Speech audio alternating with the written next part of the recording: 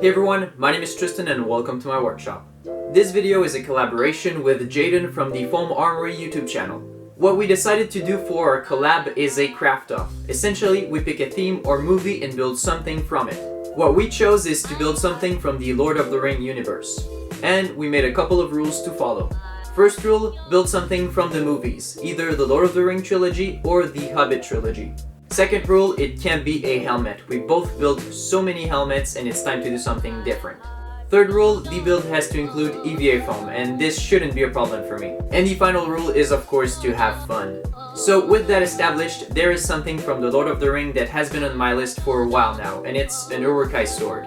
I think they just look so cool and they're textured and weathered, which I love to see on a prop. So let's not waste any time and get right into the build. Before making any kind of a replica, I always like to get pictures and the overall measurements of the thing I'm trying to make. For the core of the sword, I'm gonna use an old golf club with the head cut off. Now that cut left a pretty sharp edge, so let's cover it up.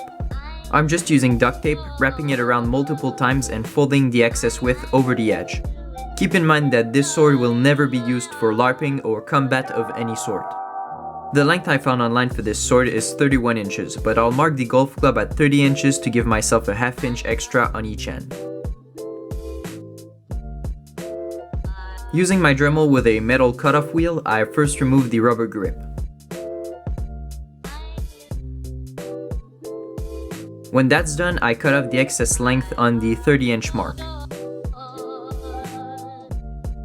This makes a mess, so if you do something similar, wear safety glasses and a mask.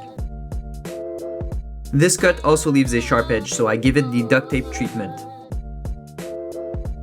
Now it's time to draw a blueprint for our sword. I start by drawing a rough shape, keeping in mind that the grip is 7 inches long and the blade is 24 inches long. Then I draw the details like the spike at the tip of the blade and the rounded part that acts as the guard. With the drawing finished, I can cut it out using a craft knife.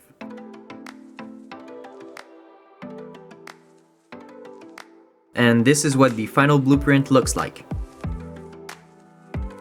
The whole sword will be made from two 10mm foam pieces glued together with the core in between. So I start by cutting the rough amount of foam I'll need, and then I flatten it by heating it up with a heat gun. Now let's trace down our template. I pin down the blueprint with sewing pins and trace around it with a Sharpie. I do this twice to get both sides. I don't have to flip the blueprint because the foam I'm using doesn't have texture on the underside.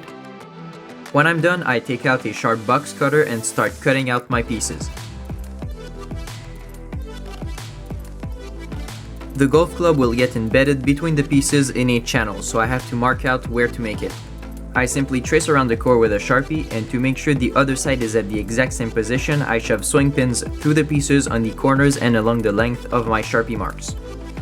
Now I can flip the whole thing and mark the position of each pin on that side. Finally, I put the core in place and draw around it. To carve out the channels, I used a sanding bit on my Dremel. As you can see, I wasn't wearing a mask for the first one because I totally underestimated the amount of foam dust this would create. The channel doesn't look very clean, but it's gonna be on the inside, so it doesn't matter. When I got to the second channel, I made sure to put on my respirator. Carving those channels made such a mess that I had to clean up before the next steps. Now it's assembly time. I start by filling one of the channels with hot glue to keep the golf club solidly in place. After putting it in place, I hit it with a hammer to push it down as far as it can go, and then I fill the gaps around the rod with more hot glue. To glue the two sides of the sword together, I'll use contact cement. My can was almost empty, so I had to flip it upside down to get the remaining glue out. I simply brushed on the contact cement over both pieces. While it was drying, I filled the second channel with hot glue and then carefully stuck the two pieces together. The trick here is to try to line up the outside edges. It's no problem if they're not perfect because the whole sword will get sanded anyway. Now that we have a sword base, let's mark out the cutting edge of the blade. I use a ruler to keep my line straight along the whole blade.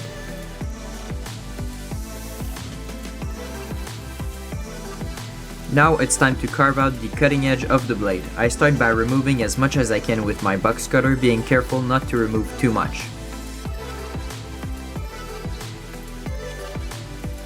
Then I turn on my belt sander and start forming the blade. I also use it to clean up my edges and round off the grip. When I'm done, I refine the details using my Dremel. After that, I do the final cleanup with low to medium grit sandpaper.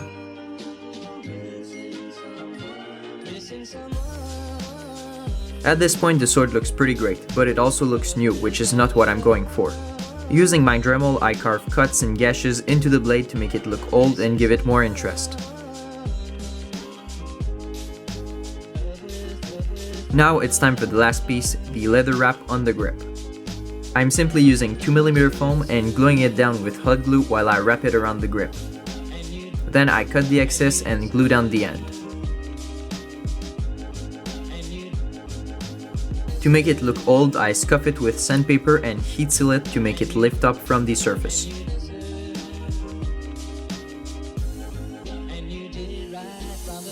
And here's the sword completed and ready for paint.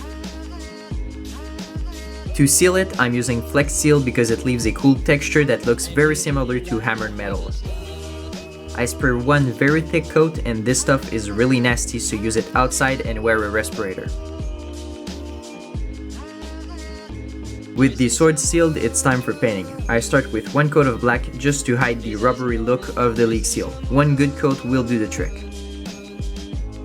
Next, I mix a dark silver color and using an old brush, I dry brush it on pretty heavily. This is where all the texture we added pops out.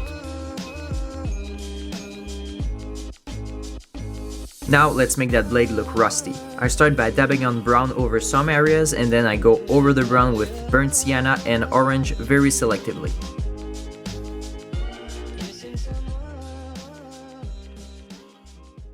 For the leather wrap, I start with a dark brown over the whole thing.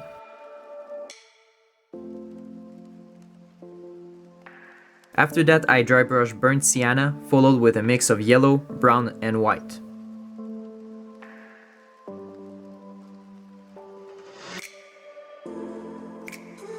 Finally, I fill the gaps with black paint.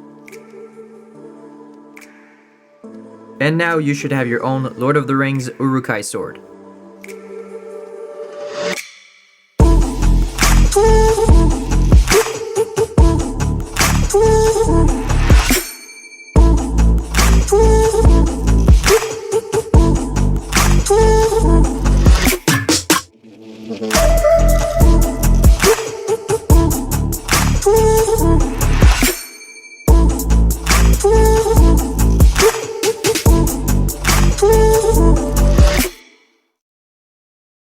So this is the final result and I am so happy with how it looks. It turned out exactly how I wanted it to.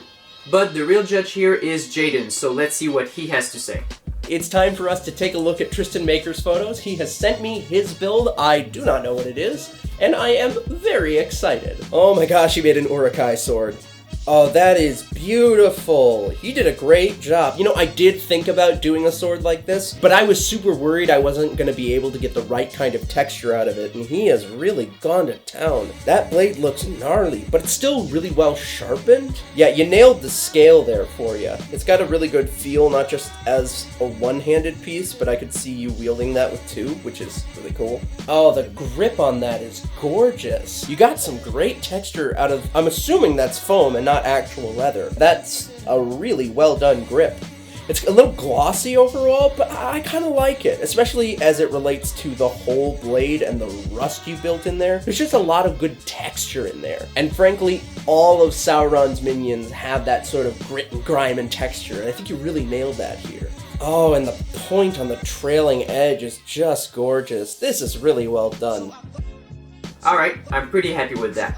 Thanks to Jaden from the Foam Armory for the awesome collab. Go subscribe to him, he's really talented and makes amazing videos.